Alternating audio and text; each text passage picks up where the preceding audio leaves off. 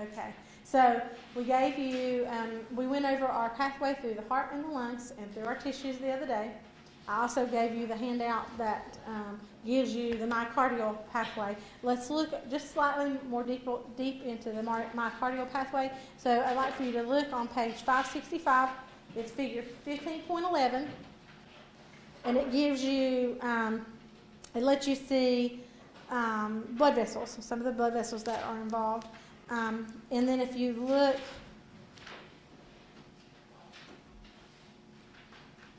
wrong direction, 566. Look on page 566, figure 15.13. You can see that coming off the aorta, the division that goes to the myocardium, where here's our heart and lungs going down the center. Then we're doing our body tissues going this way. This is our feeding our myocardium going this way, the coronary circuit for it. That figure is also the coronary circuit for it. So that we're doing the aorta, and it's showing you right and left coronary arteries. Then it's being more specific than what this does, okay? It's giving you actual, not just saying we're going directly to capillaries, because remember I said we can't go directly from arteries to capillaries, correct? Because you got a great big vessel, and then you're going into something that's microscopic. Even arteries that come off of the aorta are still a lot larger than a capillary. So this is showing you, dividing you down for how that goes in the myocardium. So you can see the right and left coronary arteries divide off of the aorta, but do they have the same pathway after that? No, we have different pathways because they're going from one side of the heart to the other. Okay, and you can see that on the right coronary we have our posterior interventricular artery and our marginal artery. And on our left coronary artery, we have our circumflex and our anterior interventricular. And then we're going into our capillaries. And so depending on where you're talking about from there, we're going to be the same because it's all going to come back into our cardiac veins, our coronary sinus. And that coronary sinus is going to drop into your right atrium. So the three things that you have coming into your right atrium, if I had that big picture up here like we did the other day, the three things that you have coming into that are going to be what blood vessels then? They're all veins because they're bringing blood back to the heart, but what are the three things that are dropping blood back into the right atrium? You know two of them, and I just gave you the third. What are they?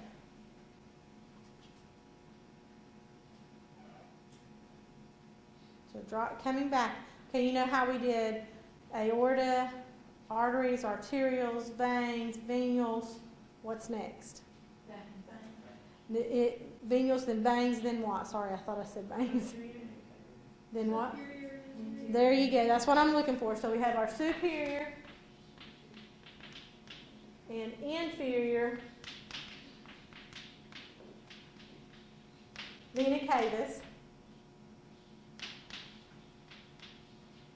Do ditto marks there. So superior vena cava, inferior vena cava. When I look at my right atrium, and we'll see it when we get upstairs in the lab, you'll see that inferior comes to the bottom going into the right atrium. The superior comes from the top going into the right atrium. And then you're also going to see where our coronary sinus, the third thing that dumps blood into the heart from the tissues, is the coronary sinus because it's bringing it from the myocardium where we fed it. So you can see that and shows it dumped in there. Okay, so the next thing that I want to make sure, we're going to look at the system and how it flows. You guys have already been doing the pathway. We're literally going to take a heart and go through our pathway. Next week we should be doing dissection, I think. I'll look at the schedule, but we should be doing dissection. But this week it's all about, can you do it with the models? Can you do it as a group and as an individual? Get yourself through that pathway, okay? Well, when we talk about that, we have to understand what's actually happening, okay? So we're going to look at how the heart pumps and also what system, it's called the cardiac conduction system, that allows that pumping to occur. So the first thing you have to think of is what's happening. Well, what's happening is, do you have just, I told you, you can take one red blood cell and follow it through this pathway, or a group of blood and follow it through that pathway. Is there blood all in that system at the same time, though? If my right atrium is filling up from my superior vena cava, my inferior vena cava, and my coronary sinus. What's happening in my left atrium? Is it just empty? Are all the vessels and stuff just empty, waiting on that's filling up to go through? No. When my right atrium is filling up, my left atrium is filling up. Right? We're getting stuff from our lungs into our left atrium. Okay? And so our right and left pulmonary veins are dumping into our left atrium. So we're filling both atriums up at the same time. And what happens is you have those valves in between your upper and lower chambers, and that is allowing blood to go through. So how it eventually works is your upper chambers will, I don't want to say squeeze, that's what they're doing. Contracting, thank you. Losing my word there. Your upper chambers are contracting the last bit of it to push it down into the ventricles. Then what's going to happen is your ventricles, remember we said it'll squeeze, the heart will squeeze from the bottom up, so you have these two sides of the ventricles will squeeze from the bottom up. Why did we say we want it to squeeze from the bottom up? What happens if we were just to squeeze it, if it were just to squeeze like from the middle? You'll end up, not necessarily backflow because it has no place to flow through, but I understand what you're saying. You'll have stuff that remains in the bottom of the ventricles. What happens if blood sits for any length of time? It clots. Do we want clots? We do not want clots. So that division that you have, your atrium are going to squeeze to push blood to the bottom. Then your ventricles are going to contract to push blood from the top, but they're going to contract from the bottom up. And we'll understand when we see the cardiac conduction system here in a moment why that happens that way. How it happens, not why, but how it happens that way. Okay? So when we look at the way these things pass, if you look on page 568, figure 15.14, you can see that they're showing you a cut through of the heart. Okay? The first thing that you're seeing is you're seeing contraction of your atria, okay, so that you can empty them of blood, okay. This is called systolic or systole, okay.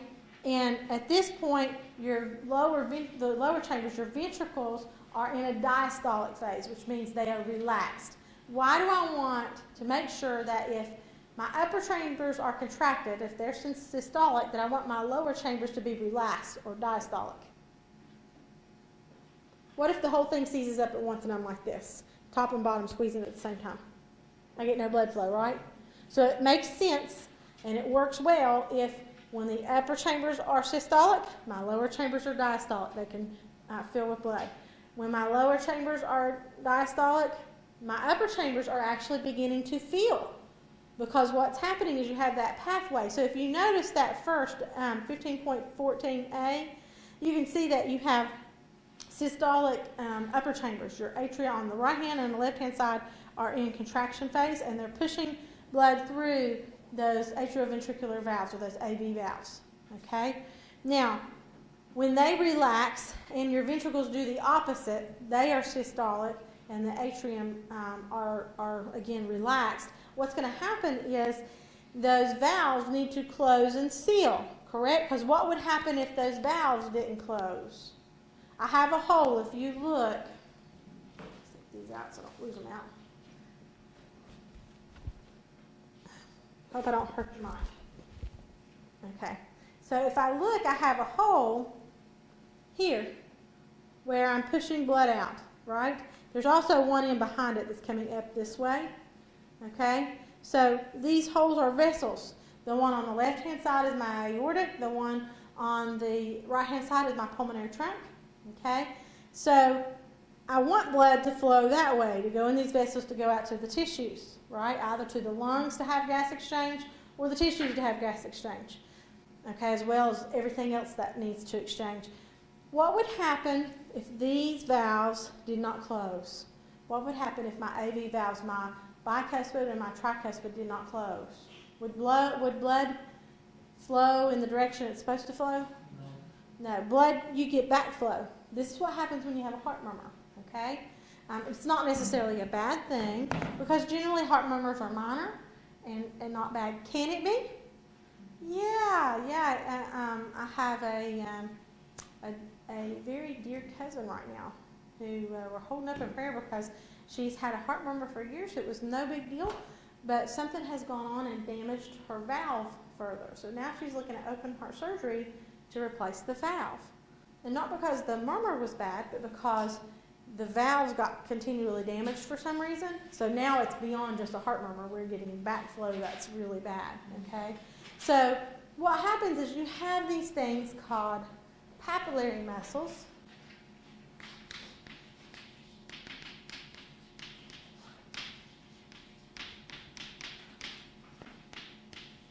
And chordae tendineae, spelling.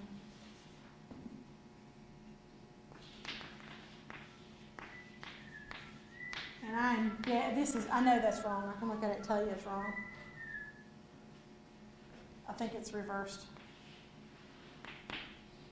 Okay, so we have papillary muscles and chordae tendineae. Chordae tendineae are those cords. If you look at this, these pictures here, you can see these papillary muscles sticking up. That's these big, look like weird-looking fingers sticking up. Sometimes they're well-developed, they stick way up. Sometimes they're itty-bitty. Sometimes they're almost smooth.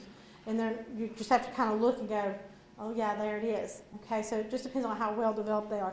The cords coming up from them that are attached to those cusps of those valves, those are the chordae tendineae, the little fingers sticking up are papillary muscles. And what happens is when the ventricle contracts or is in diastolic phase, those papillary muscles contract. And it's kind of like they're pulling down on those cords, and those cords are attached to the valves so that as those chambers squeeze blood out, there's pressure on the bottom side of those valves. It doesn't allow the valves to go like this because they're being pulled down on. That gives the blood a direct pathway through the pulmonary trunk and through the aorta in order to go to where it needs to go next. Make sense? Okay. So we have systolic and diastolic phases for both our upper and lower chambers. Whenever one is systolic, the other must be diastolic. Okay? When the upper chambers are systolic or contracting, your valves are open because we want blood to flow that direction to the lower chambers, your ventricles. When your ventricles are contracting, the AV valves are open to start with, and then as that contraction goes, that blood going up goes and snaps those things closed. Okay? The other thing that we have to remember, what are our other two valves? What are our semilunar valves? In the beginning of my pulmonary trunk and the beginning of my aorta, I have semilunar valves that are what respectively? What are they called? My pulmonary trunk has a valve, and my aorta has a valve. Aortic semilunar valve, right? It's an aorta one, and what's the other one? Pulmonary semilunar valve. So when the ventricles are systolic or squeezing, contracting, they're pushing blood, and we're pushing those AV valves closed, but I want those other valves to be open, right? Because I need blood to flow through those large vessels out of the heart, going either to the lungs or to the tissues. So what happens is you have a switching over of when something's open and when something's closed. When the atrium are contracting, my AV valves are open, my semilunar valves are closed. Okay? When my ventricles contract, my AV valves close and my semilunar valves open. The semilunar valves work differently than the AV valves though. Okay? They both work by being pushed open. Okay? Blood just coming into the aorta. Even when the ventricles are contracting, the aorta is already, both sides, not aorta, sorry, the atrium, on both sides have begun to fill with blood again already. Okay? And what will happen is, the difference is the AV valves are being closed by pressure and being kept from flipping the other way by chordae tendineae and the papillary muscles pulling down on it. The semilunar valves open and close like a one-way saloon door. Okay, you guys have all seen doors that go. We used to have one like into our. We had a little room off of our family room that had stuff in it. We had these little doors that when you push them, I think of them as restaurant doors. Okay, so you push it and it opens. You don't have to do anything to it. It's no, just push it and open. The thing is they're one way. It's kind of those like restaurant doors where they keep you from, you go out one way and in another way so that you don't run into it in the trays, so that you can push it one way but it won't go the other way. Okay, that's kind of how these are. When the ventricles contract, both the right and the left ventricles, your semilunar valves in your pulmonary trunk and your aorta get pushed open because blood's getting pushed through them. Okay, when the pressure that's pushing them open, just like those doors, when you're pushing it, it's open. But as soon as you get through and nobody's pushing on it, what do? They close, right? That's what these do. Okay, so the heart sounds that we have when we're listening to, what is going on, that lub-dub sound. And I don't remember where that is in here to point you to a page, but I'll describe it to you. Is it 68? Yeah, it is. I'm looking for a picture, though. There's a picture that shows you that, too, and I don't see the pictures I'm looking for. But, yeah, thank you. The words are on 68 under heart sounds. So that lub-dub sound that you get, literally what's happening is this is the opening and closing of valves. So when the lub sound is when the ventricle is systolic, so that it forces those AV valves to close.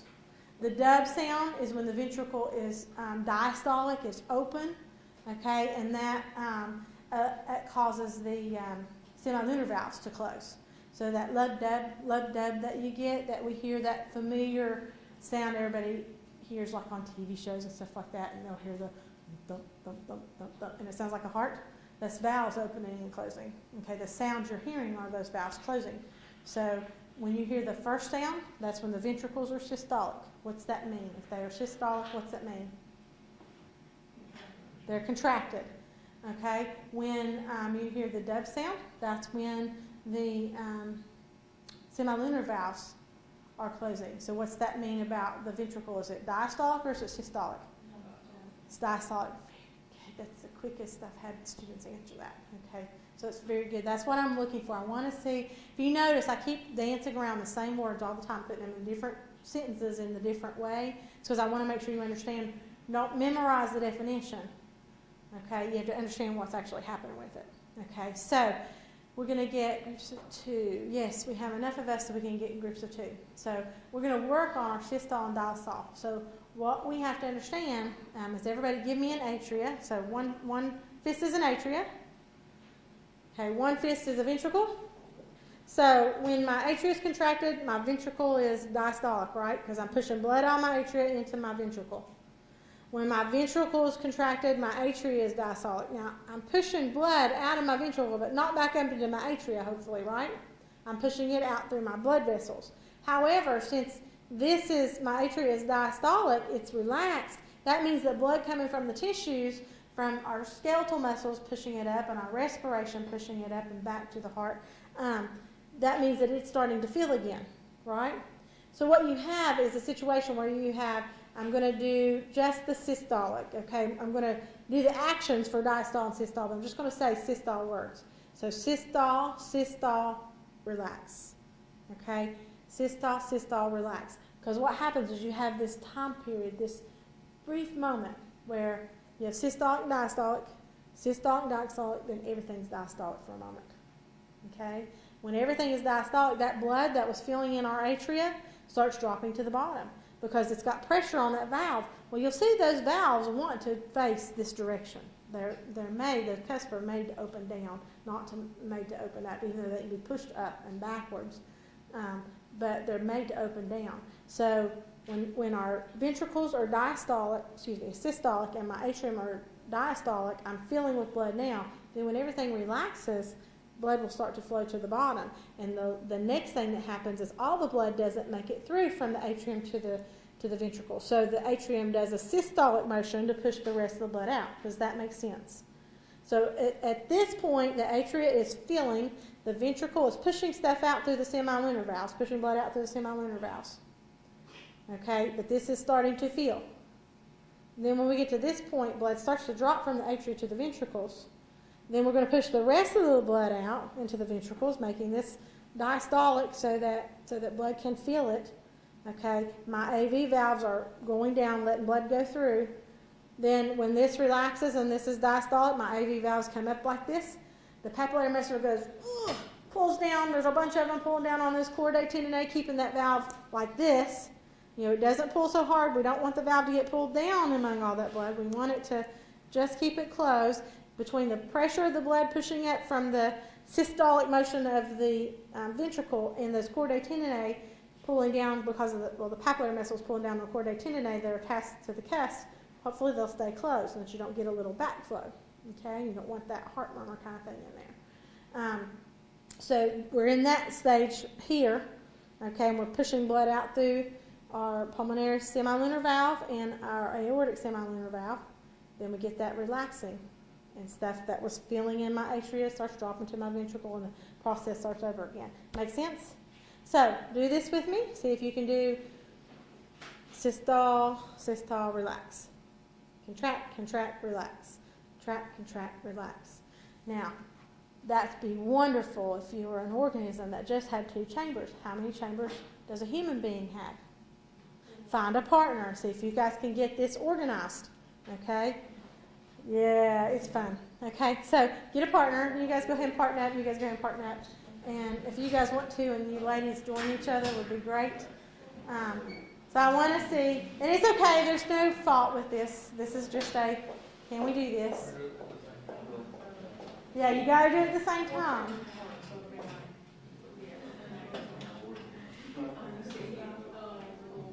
Oh, beautiful heart. You guys here just make one more.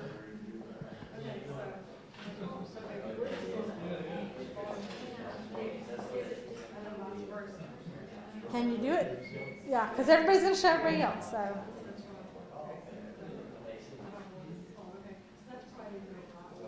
I'll talk to the camera. For those of you who are in the other session, remind me, I'll do this with you.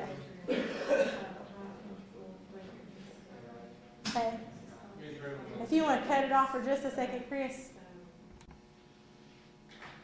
Okay. So that's just a fun activity. It's not by any means scientific, other than it makes you think what's happening. You have to put yourself, and when you put 2 people together, it becomes comical. So that's part of why I do it. But part of it, you know, sometimes we have groups that are like fantastic.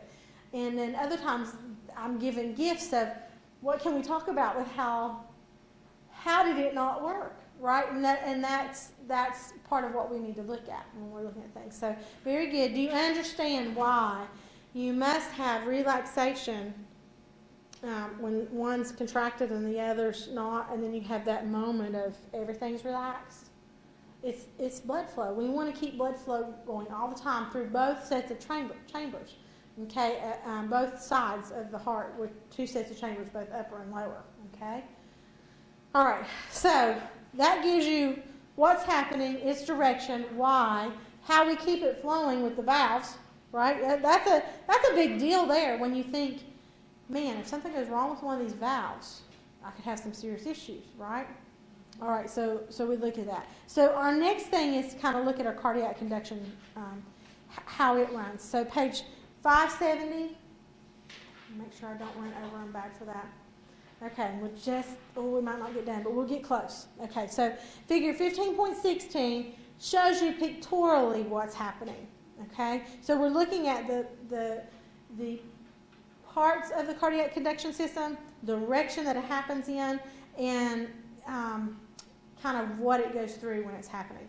Figure 15.17 gives you the pathway. So it's showing you exactly what's in that picture, but in a written form. Does that make sense? It's still pictorial because it doesn't do it as a sentence or a paragraph, but it does it, you know, as in just words and giving you what comes first, what comes second, what comes third, and so forth. So let's take a look at it in both ways. You can do either, whatever's good for you, or a combination of the two. The first thing that we need to talk about there is our SA node. Our SA node is our pacemaker.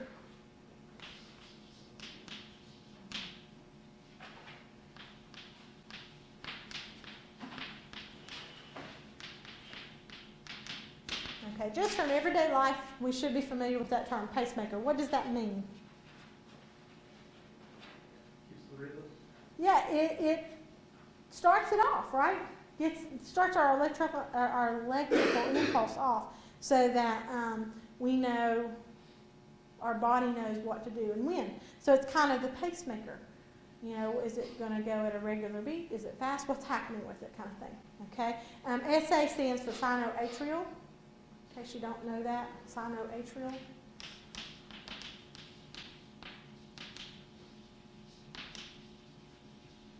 So sinoatrial node. Okay. So we're going to start, and if you notice that sinoatrial node is on the right-hand side, it's in the upper portion of the right atrium. Notice how it works. It does a downward push. It causes, I don't want to say it does a downward push. It does a down, the signal starts at the top and goes down around that. And the reason why is because we're causing an electrical impulse to make the muscle move, correct?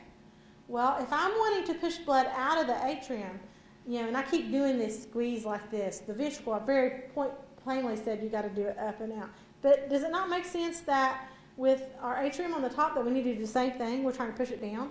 So we're starting from the top down. And if you notice when you get in that septum, remember the septum is the wall between the two sides of the heart. It shouldn't have a hole in it. It's not, blood doesn't flow that direction. But what it's showing there with the arrow flowing there is the impulse direction, not the blood flow. Okay? So if you notice, that travels down and we cross over that septum into our left atrium. Okay? Then what's happening is we start down the middle of that septum and we come back up. It does a circle up and like through the walls. It's not two-dimensional. It looks like it's two-dimensional because we've got this flat cut with it. It looks like it's just happening here. But you got to think those things are three-dimensional. Okay, so it's coming down that septum, but it's coming up and around through like our Purkinje fibers and going back up so that our ventricles are squeezing from the bottom up.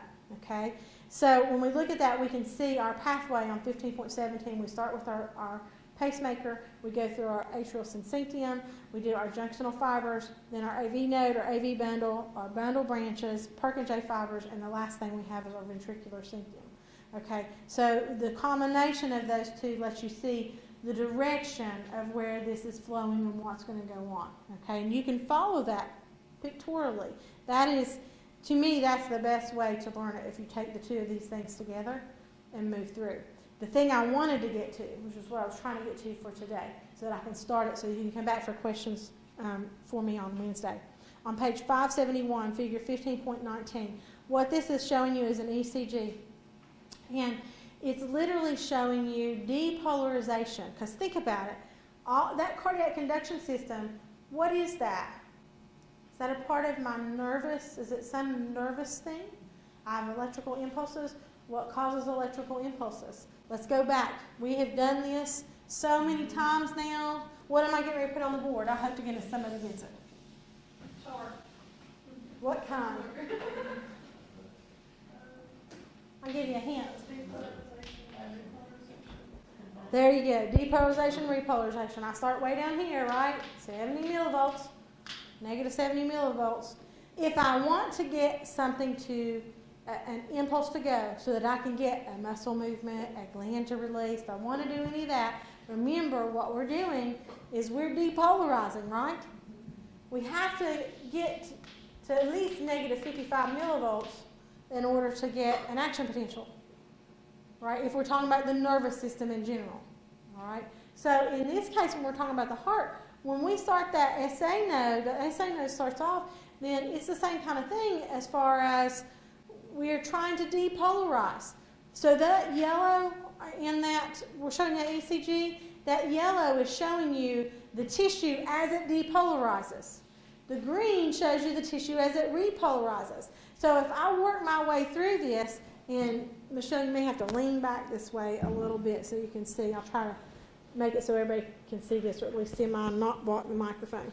Okay, so if I look, I have what started first, what's it showing first? You guys have the same thing, so I'm starting at the upper left picture.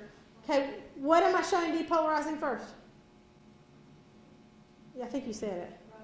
My right atrium. Well, let's take this back. The things that we're comparing is this with our pathway that's written and our pathway that's pictorial. Okay? Where is my SA node or my pacemaker? Where at specifically? It's up on the upper part, right?